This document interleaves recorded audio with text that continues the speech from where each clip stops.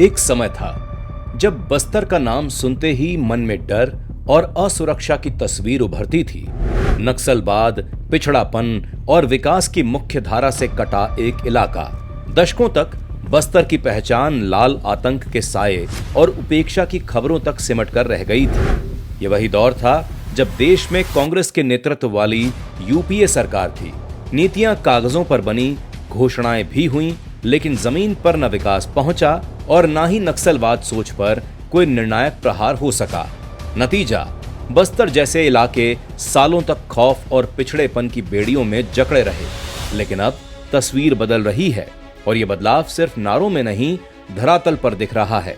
प्रधानमंत्री नरेंद्र मोदी के विकसित भारत के संकल्प को नई ऊंचाइयों पर ले जाते हुए छत्तीसगढ़ के मुख्यमंत्री विष्णुदेव साय जी ने पेश किया है बस्तर 2.0 का विजन, एक ऐसा रोड मैप जो बस्तर की तकदीर और तस्वीर दोनों बदल रहा है।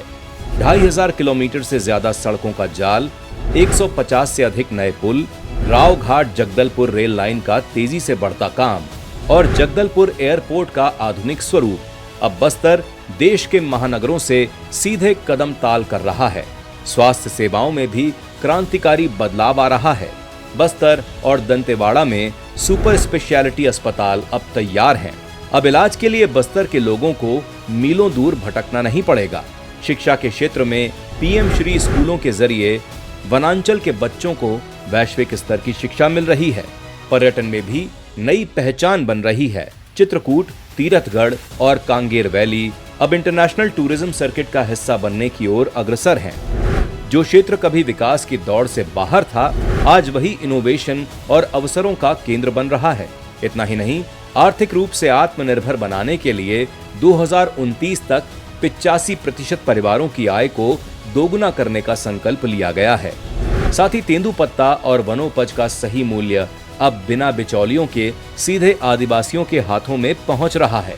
मतलब साफ है, जो बस्तर कभी उपेक्षा और असुरक्षा का प्रतीक था, आज वही बन रहा है शांति, विकास और नए भारत की असली ताकत।